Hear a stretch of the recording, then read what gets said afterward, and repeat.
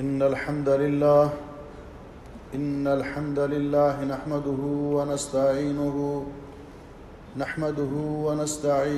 ونستغفره ونعوذ بالله من شرور أنفسنا ومن سيئات أعمالنا من يهده الله فلا مضل له ومن يضلل فلا هادي له وأشهد أن لا إله إلا الله وحده لا شريك له وأشهد أن محمدًا عبده ورسوله يا أيها الذين آمنوا اتقوا الله حق تقاته ولا تموتن إلا وأنتم مسلمون يا أيها الناس اتقوا ربكم الذي خلقكم من نفس واحدة وخلق منها زوجها وبث منهما رجالا كثيرا ونساء واتقوا الله الذي تساءلون به والأرحام إن الله كان عليكم رقيبا يا أيها الذين آمنوا اتقوا الله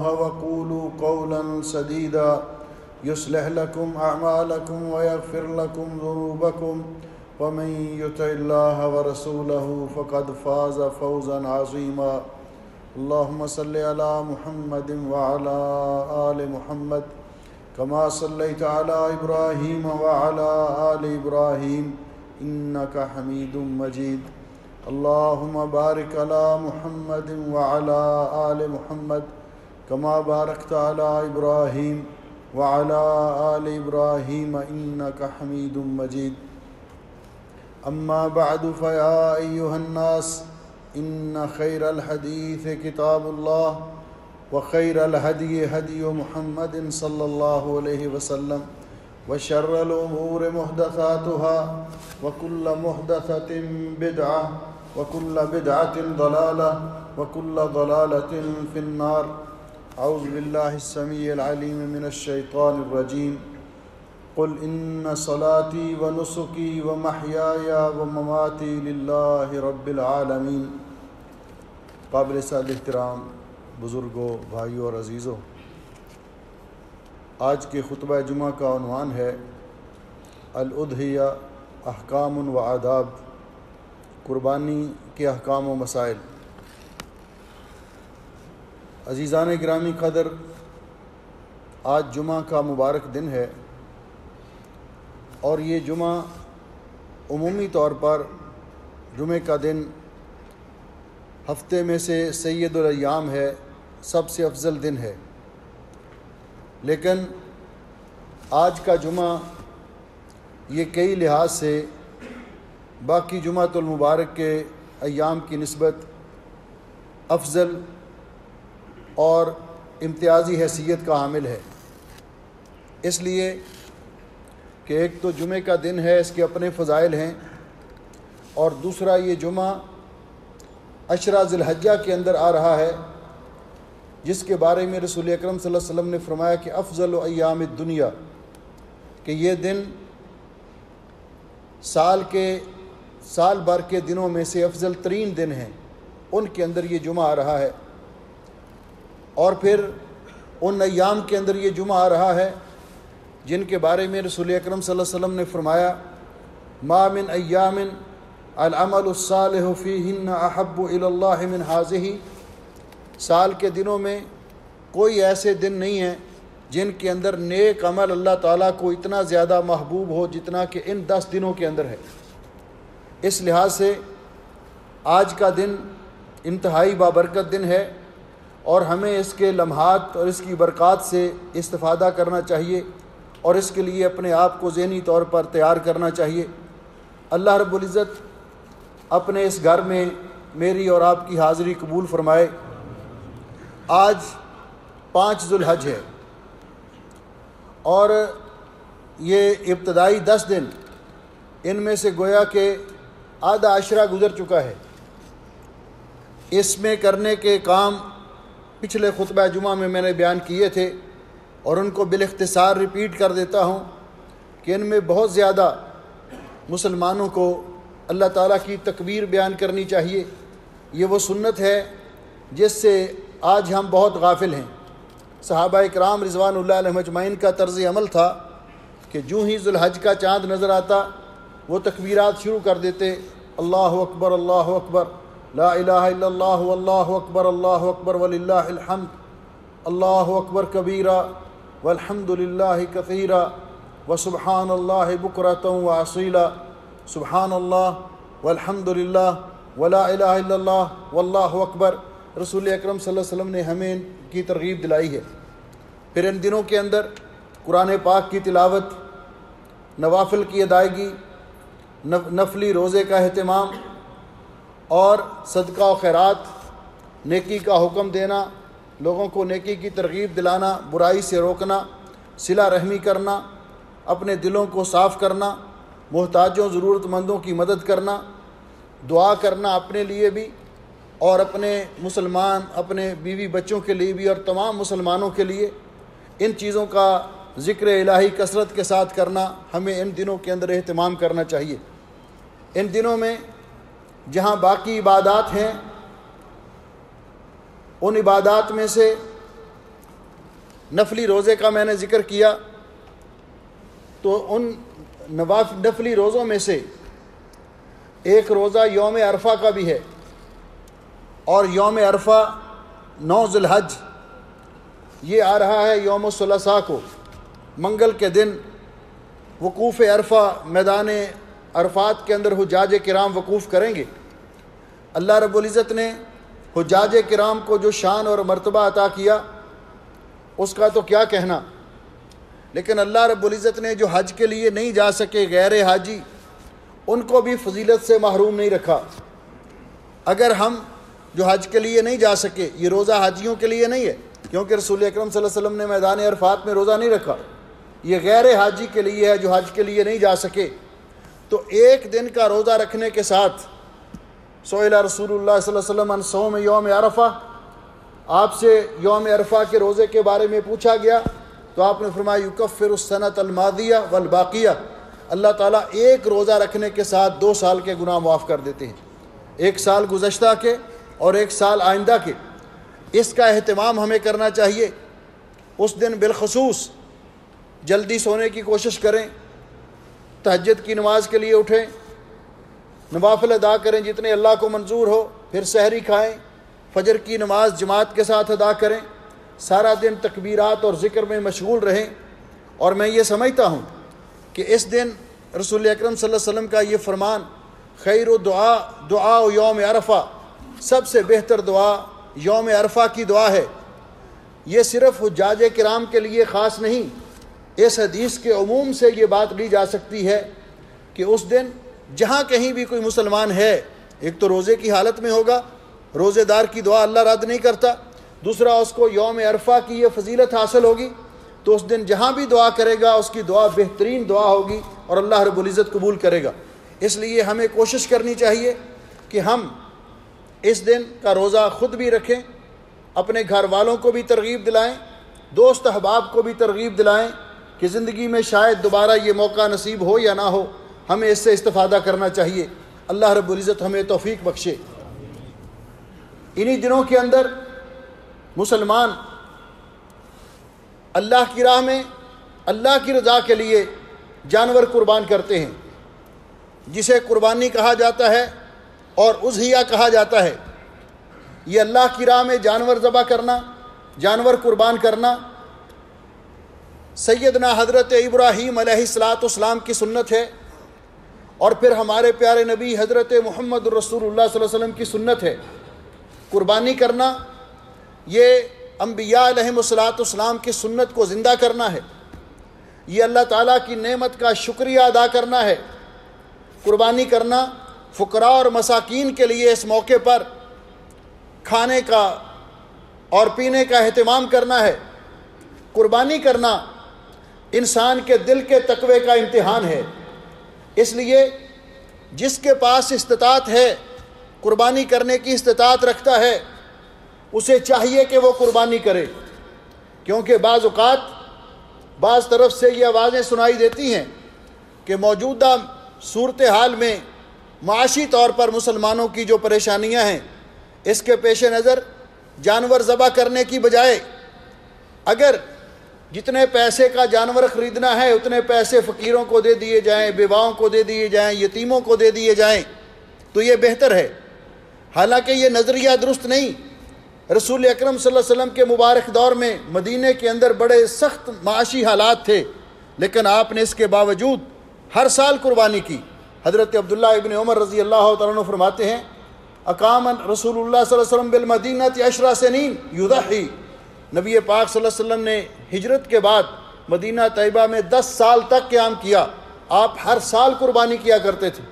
2 دمبے، 2 مینڈے، 2 چھترے بڑے خوبصورت ہوتے جو آپ اللہ کی راہ میں قربان کیا کرتے تھے۔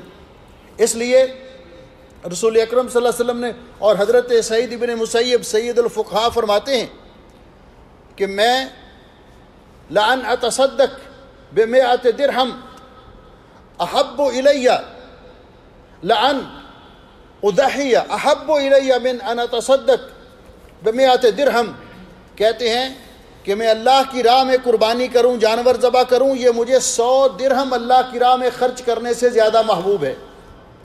اس لیے کہ قربانی اگر اس مسئلے پر عمل کیا جائے تو یہ سنت ختم ہو جائے گی آہستہ آہستہ، اسلام کا یہ شعار، اس کا نشان مٹ جائے گا۔ اس لیے جس کے پاس استطاعت ہے اس کو قربانی کرنی چاہیے۔ رسول اکرم صلی اللہ علیہ وسلم نے ارشاد فرمایا، قرآن پاک میں بھی اللہ رب العزت نے حکم دیا فَصَلِّ لِرَبِّكَ وَانْحَرْ، اپنے رب کے لیے نماز پڑھیے اور قربانی کیجیے۔ رسول اکرم صلی اللہ علیہ وسلم نے حجۃ الوداع کے موقع پر فرمایا ایھا الناس ان علی کل اہل بیت فی کل عام اضحیہ، ہر گھر والوں پر ہر سال قربانی کرنا یہ لازم ہے، یا ان کو ہر سال قربانی کرنی چاہیے۔ اور آپ نے جس طرح میں نے حدیث آپ کے سامنے بیان کی کہ نبی پاک صلی اللہ علیہ وسلم ہر سال قربانی کیا کرتے تھے۔ اور ایک روایت میں حسن درجے کی روایت ہے، حضرت ابو ہریرہ رضی اللہ تعالیٰ عنہ بیان کرتے ہیں کہ رسول اکرم صلی اللہ علیہ وسلم نے فرمایا من وجد سعۃ فلم یضحی فلا یقربن مصلانا، جس آدمی کے پاس استطاعت ہے، قربانی کرنے کی استطاعت رکھتا ہے، پھر وہ قربانی نہیں کرتا تو وہ ہماری عیدگاہ میں نہ آئے۔ جس سے علماء نے استدلال کیا ہے قربانی کا حکم کیا ہے۔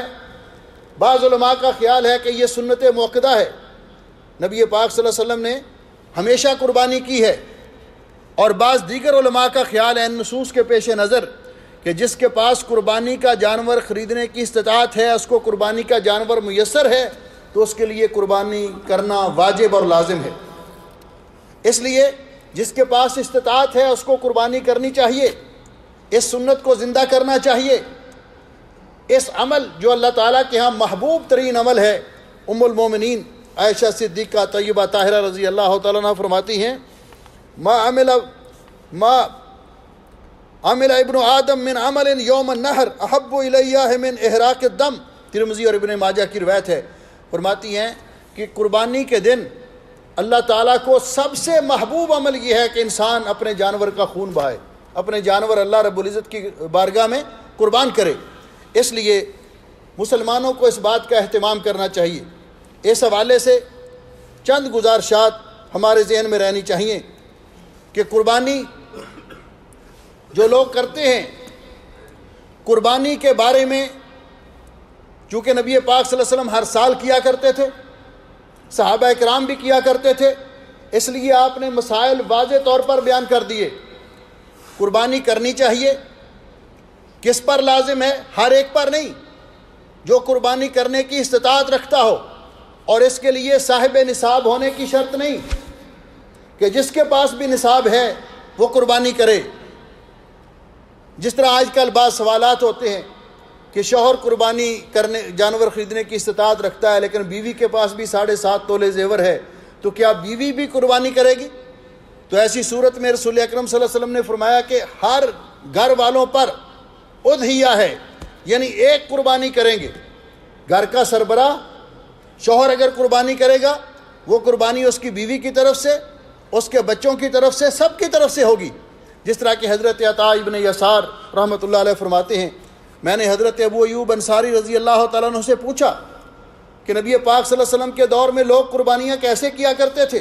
تو انہوں نے کہا کان الرجل فی عہد النبی صلی اللہ علیہ وسلم یضحی بالشاۃ عنہ وعن اہل بیتہ، کہ نبی پاک صلی اللہ علیہ وسلم کے دور میں گھر کا سربراہ جانور ذبح کرتا تھا، جو اس کی طرف سے بھی ہوتی تھی، اس کی بیوی کی طرف سے بھی، اس کے بچوں کی طرف سے بھی، یعنی اس کی زیر کفالت جتنے لوگ ہیں، حتیٰ کہ اگر بوڑھے والدین ہیں وہ آپ کے ساتھ رہ رہے ہیں، کچھ ایسے بہن بھائی ہیں جو آپ کے زیر کفالت ہیں، کماتے نہیں ہیں، بہنیں ہیں گھر میں، سب کی طرف سے وہ قربانی ایک ہی شمار ہوگی۔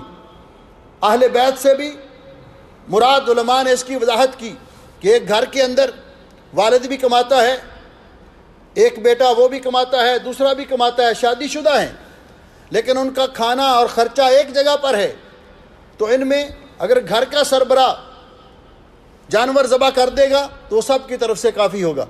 اگر اپنے طور پر کوئی کرنا چاہے اس کی مرضی، لیکن اگر بچے بھی کماتے ہیں، باپ بھی کماتا ہے، رہتے ایک گھر میں ہیں لیکن ان کا کھانا الگ ہے، ان کے اخراجات الگ ہیں، تو پھر جو بھی جس کے پاس استطاعت ہے اس کے لیے قربانی کرنی چاہیے۔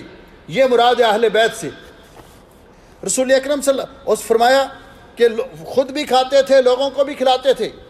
اس کے بعد پھر آپ دیکھ رہے ہیں کہ قربانی کے اندر جب فخر و مباحات شروع ہو گئی تو لوگ پھر گھر کے تمام افراد، وہ بھی قربانی کر رہا ہے، وہ بھی قربانی کر رہا ہے۔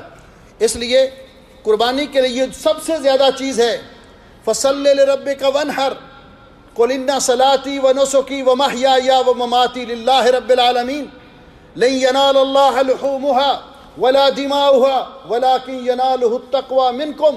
سب سے اہم چیز انسان کے دل کا تقوی ہے۔ انسان کس ارادے سے قربانی کر رہا ہے؟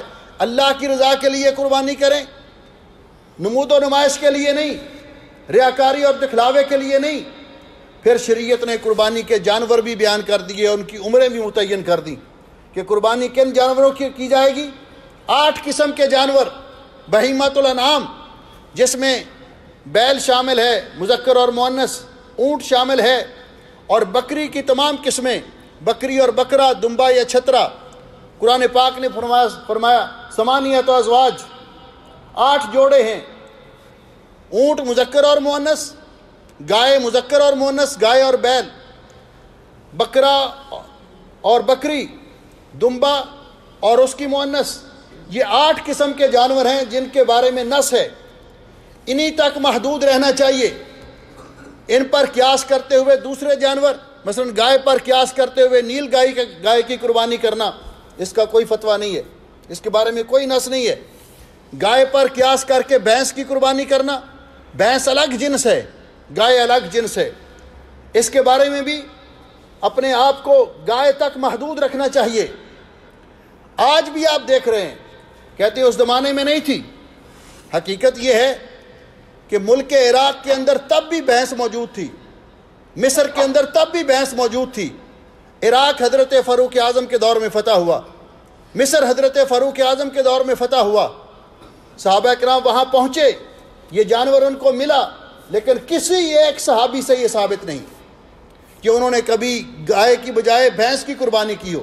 بھینس حلال ہے، اس کا دودھ پینا جائز ہے، لیکن ہر حلال جانور کی قربانی، جس طرح کہ ہرن بھی حلال ہے، تو بکری کی جگہ پہ اس کی قربانی کا کوئی فتویٰ نہیں دیتا۔ اس لیے انہی جانوروں تک اپنے آپ کو محدود رکھا جائے۔ گائے، اونٹ، بکری یا بکرا، دمبا یا چھترا، یہ جانور ہیں۔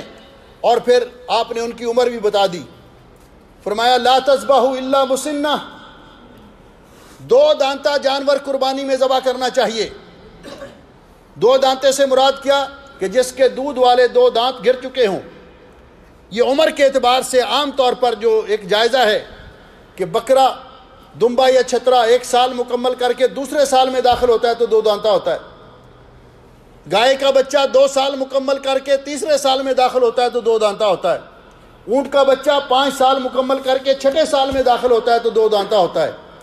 یہ جانور اگر 2 دانتہ جانور میسر نہیں آتا چھوٹے جانوروں میں سے، تو صرف دمبا یا بھیڑ کا جو چھترا ہے وہ اگر 1 سال کا میسر آ جائے، 2 دانتہ نہ بھی ہو، تو اس کی قربانی کی جا سکتی ہے، کیونکہ رسول اکرم صلی اللہ علیہ وسلم نے فرمایا لا تذبحوا الا مسنہ الا ان یعثر علیکم فتذبحوا جزعة من الضان۔ صحیح مسلم کی روایت ہے کہ 2 دانتہ جانور ذبح کرو، اگر وہ میسر نہ آئے تو پھر بھیڑ کا بچہ، دمبا یا چھترا، وہ 1 سال کا بھی میسر آ جائے جزع، تو وہ آپ کر سکتے ہیں، بھلے وہ 2 دانتہ نہیں ہوا ہو۔ یہ جانور قربانی کا خوب موٹا تازہ ہونا چاہیے۔ صحابہ اکرام بیان کرتے ہیں کہ ہم رسول اکرم صلی اللہ علیہ وسلم کے مبارک دور میں اپنے جانوروں کو خوب موٹا تازہ کیا کرتے تھے۔ کہتے ہیں کہ رسول اکرم صلی اللہ علیہ وسلم کے دور میں نبی پاک صلی اللہ علیہ وسلم 2 موٹے تازے دمبوں کی قربانی کیا کرتے تھے، اور صحابہ اکرام وہ بھی اپنے جانوروں کو خوب قربانی کے لیے پالا پوسا کرتے تھے۔ یہ قربانی کا جانور چند قسم کے عیوب سے پاک ہونا چاہیے۔ انس رضی اللہ تعالیٰ عنہ، حضرت انس رضی اللہ تعالیٰ عنہ بیان فرماتے ہیں کان رسول اللہ صلی اللہ علیہ وسلم یضحی بقبشین املحین اقرنین سمینین، نبی پاک صلی اللہ علیہ وسلم 2 مینڈوں کی قربانی کیا کرتے تھے، سینگوں والے ہوتے تھے، بڑے خوبصورت ہوتے تھے اور موٹے تازے ہوتے تھے۔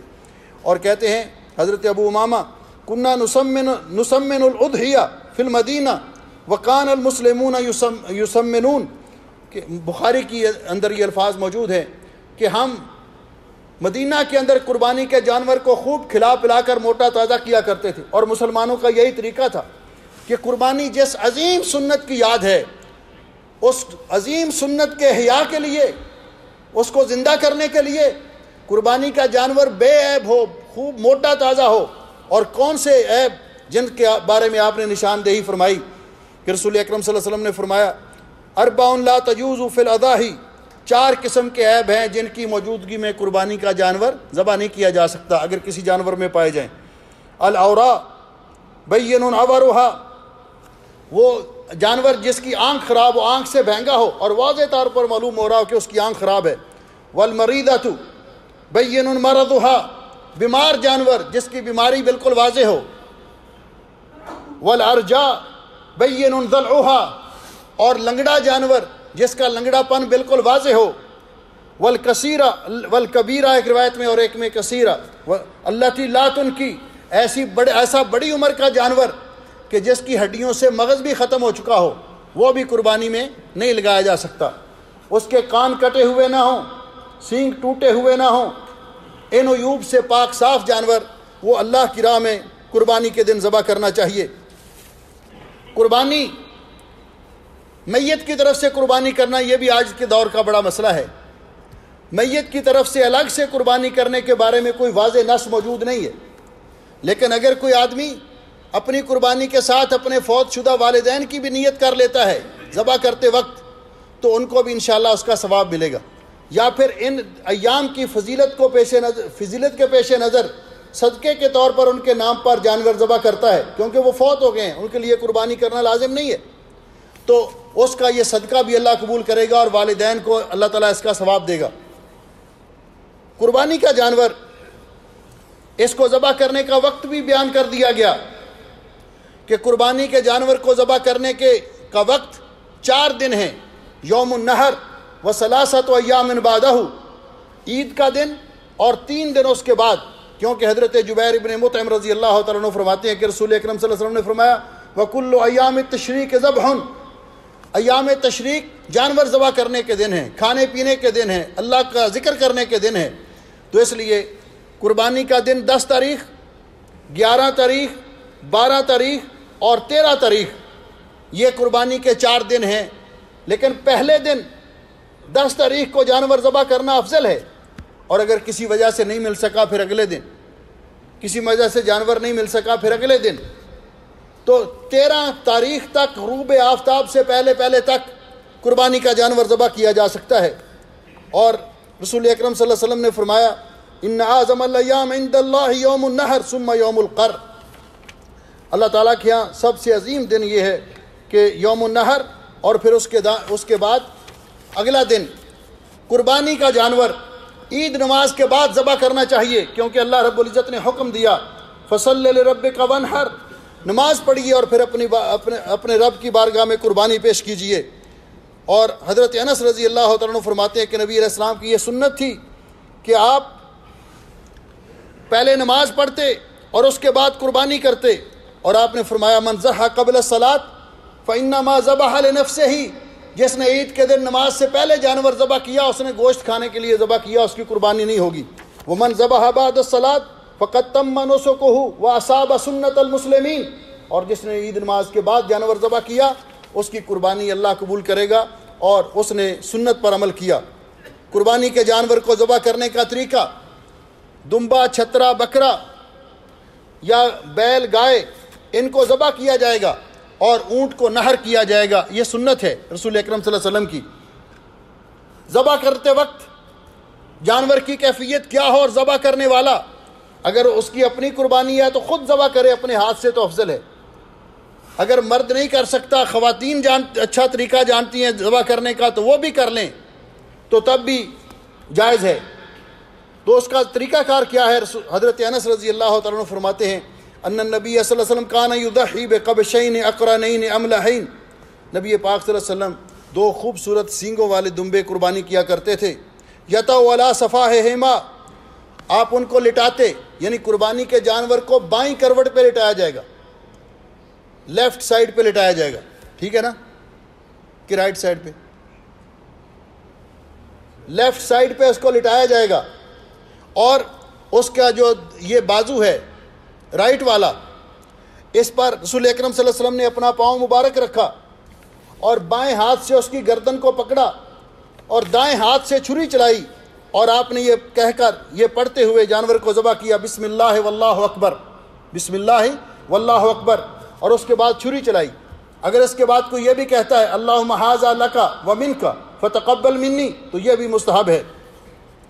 جانور کو اس طرح ذبح کیا جائے گا، اور اونٹ کو کھڑا کر کے اس کا بایاں گھٹنا باندھ کر تکبیر پڑھ کے اس کے دو ٹانگوں کے درمیان یعنی حلق میں یہاں وہ نیزہ یا چھری ماری جائے گی جس سے اس کا خون بہہ نکلے گا.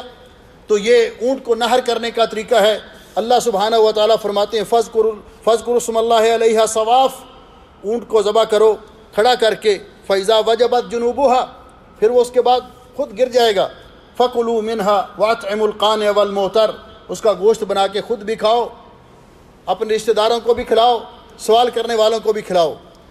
قربانی کا جانور ذبح کرنے کے بعد اس کا گوشت 3 حصوں کے اندر تقسیم کرنا مستحب ہے.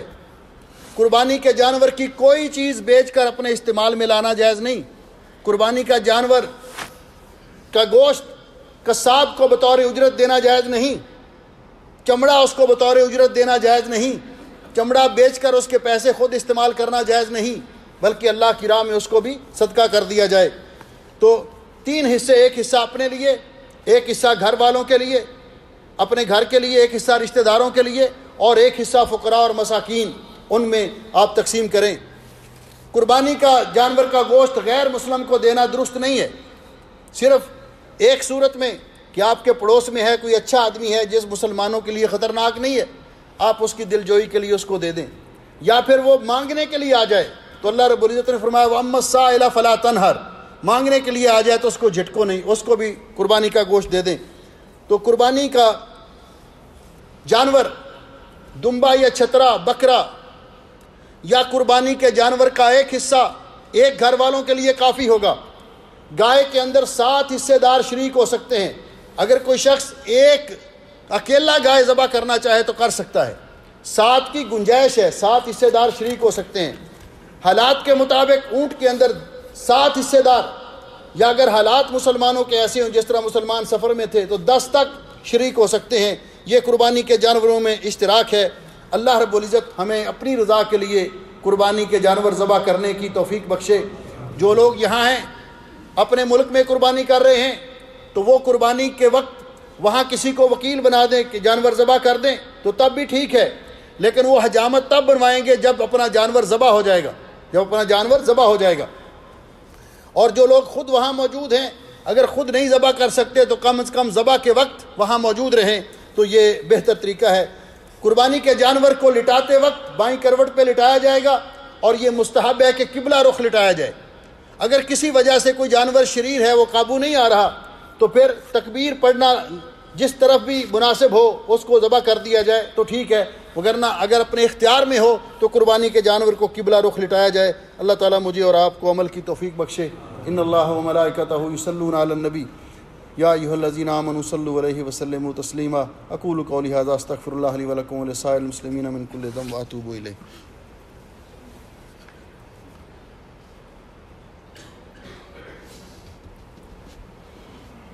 ان الحمد للہ إن الحمد لله نحمده ونستعينه ونستغفره ونعوذ بالله من شرور أنفسنا ومن سيئات أعمالنا من يهده الله فلا مضل له ومن يضلل فلا هادي له أشهد أن لا إله إلا الله وحده لا شريك له وأشهد أن محمدا عبده ورسوله أما بعد. محترم بھائیو، یوم عرفہ کا روزہ ہم لوگ یہاں کی تقویم کے مطابق رکھیں گے جو سعودیہ سے مطابقت کھاتا ہے، اور اس روزے کو بڑی اہمیت دینی چاہیے، اس کا اہتمام کرنا چاہیے. لیکن ہمارے اپنے اپنے ملکوں میں لوگ اپنی تقویم کے مطابق، اپنے کیلنڈر کے مطابق روزہ رکھیں گے، یعنی 9 ذی الحج کا روزہ وہ رکھیں گے. اسی طرح انشاءاللہ 28 تاریخ کو عید الاضحیٰ ہے، بدھ کے دن. عید الاضحیٰ کے آداب میں سے یہ بھی ہے کہ رسول اکرم صلی اللہ علیہ وسلم کا سنت طریقہ کہ اچھی طرح غسل کر کے صاف ستھرا لباس پہن کر خوشبو لگا کر اپنے گھر سے نکلیں. یوم عرفہ جو ہے، یوم عرفہ کی 9 تاریخ سے باضابطہ طور پر تکبیرات کا آغاز فجر کے بعد شروع کر دینا چاہیے. اللہ اکبر اللہ اکبر لا الہ الا اللہ واللہ اکبر اللہ اکبر وللہ الحمد. یہ تکبیرات 13 تاریخ کی شام تک جاری رہیں گی، 13 تاریخ کی شام تک جاری رہیں گی. وقفے کے ساتھ اٹھتے بیٹھتے یہ تکبیرات کہتے رہنا چاہیے. تو عید الاضحیٰ کی نماز کے لیے جانے سے پہلے رسول اکرم صلی اللہ علیہ وسلم کچھ کھایا نہیں کرتے تھے. اس کا مطلب یہ بھی نہیں کسی کو پیاس لگی ہے تو وہ پانی بھی نہ پیے. پانی پی سکتے ہیں، آپ لسی پی سکتے ہیں، جوس پی سکتے ہیں. یعنی سنت طریقہ یہ ہے کہ کچھ کھایا نہ جائے. لیکن اگر کوئی مریض ہے، وہ برداشت نہیں کر سکتا، تھوڑا بہت کوئی چیز کھانا چاہتا ہے، شوگر کا مریض ہے، ایسا کوئی حرج نہیں. لیکن سنت اور افضل طریقہ یہ ہے کہ بغیر کچھ کھائے گھر سے جائیں اور تکبیرات کہتے ہوئے عیدگاہ کی طرف جائیں. عیدگاہ اگر کھلے میدان میں ہو تو عیدگاہ میں سب لوگ جائیں، حتیٰ کہ وہ خواتین جو ایام میں ہوتی ہیں اور مسجد میں نہیں جا سکتی، ان کو بھی عیدگاہ میں جانا چاہیے. وہ نماز سے الگ رہیں لیکن دعا کے اندر امام کا خطبہ سنیں، شریک ہوں. ان کو بھی نبی علیہ السلام نے حکم دیا ہے. لیکن اگر مسجد میں عید نماز کا اہتمام ہے پھر وہ مسجد میں نہ آئیں. تو عید نماز کے لیے تکبیرات کہتے ہوئے جائیں اور واپسی پہ آتے ہوئے راستہ تبدیل کر کے آئیں. عید نماز کے بعد امام خطبہ دیں گے، اس کے بعد جانور ذبح کر کے رسول اکرم صلی اللہ علیہ وسلم عید کے دن واپس آتے، نماز پڑھنے کے بعد جانور ذبح کرتے اور اپنے جانور کی کلیجی سے پھر کھانا تناول فرمایا کرتے تھے. سنن بہقی کے اندر یہ روایت موجود ہے.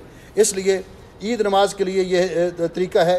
جاتے ہوئے راستہ اور ہونا چاہیے اور واپسی پہ راستہ اور ہونا چاہیے، اور اہتمام کے ساتھ عید نماز یہاں بھی انشاءاللہ عید نماز ہوگی. الحمدللہ پچھلے جمعے میں بھائی گھبرا گئے تھے کہ پتہ نہیں گرمی ہے، الحمدللہ اے سی بھی ٹھیک ہو گیا ہے. تو 5:06-7 پر تقریباً عید الاضحیٰ کی نماز کا ٹائم ہوگا. 5:06 یا 7 پر. کس دن اپنا یوم الاربعاء کو، بدھ کے دن. یوم الثلاثاء کو، منگل کے دن ہم انشاءاللہ سب اللہ کی توفیق سے، اللہ ہمیں ہمت دے، روزے رکھیں گے انشاءاللہ. یوم عرفہ کا روزہ رکھیں گے. تو عید نماز کے لیے انشاءاللہ آپ آئیں، پھر باقی مسائل انشاءاللہ اس موقع پر بیان کریں گے. ایک ضروری گزارش ہے، ہمارے بڑے ہی پیارے دوست اور ہمارے جماعت کے ممتاز عالم دین سید حبیب اللہ شاہ صاحب بخاری حافظہ اللہ یہاں عید کے لیے اپنے بچوں کے پاس گئے تھے، لیکن جاتے ہی بیمار ہو گئے. پرسوں ان کی اوپن ہارٹ سرجری ہوئی ہے، ابھی ہاسپٹل میں ہیں. ان کے لیے دعا کریں کہ اللہ رب العزت ان کو شفائے کاملہ عطا فرمائے، اور بھی سب بیماروں کو اللہ شفا دے. فوت شدگان کی اللہ مغفرت فرمائے. ان اللہ و ملائکتہ یصلون علی النبی یا ایھا الذین آمنوا صلوا علیہ وسلموا تسلیما. اللہم صلی علی محمد وعلی آل محمد کما صلیت علی ابراہیم وعلی آل ابراہیم انک حمید مجید. اللہم بارک علی محمد وعلی آل محمد کما بارکت علی ابراہیم وعلی آل ابراہیم انک حمید مجید. ربنا ظلمنا انفسنا وان لم تغفر لنا وترحمنا لنکونن من الخاسرین. اللهم إنك عفو تحب العفو فاعف عنا. اللهم اشف مرضانا ومرضى المسلمين. اللهم اشف مرضانا ومرضى المسلمين. اللهم اشفهم بشفائك وداوهم بدوائك. اللهم اغفر للمسلمين الميتين. اللهم اغفر للمسلمين الميتين. اللهم أنت ولينا في الدنيا والآخرة. توفنا مسلمين والحقنا بالصالحين. ربنا آتنا في الدنيا حسنة وفي الآخرة حسنة وقنا عذاب النار. اللهم اجعل هذا البلد آمنا مطمئنا رخاء سخاء وسائر بلاد المسلمين. سبحان ربك رب العزة عما يصفون وسلام علی المرسلین والحمد للہ رب العالمین۔ میں نے کوشش کی کہ جلدی مسائل، عمومی مسائل کے بارے میں گفتگو کروں۔ اگر کسی بھائی کے ذہن میں کوئی اشکال، کوئی سوال ہو تو نماز کے بعد کر سکتے ہیں۔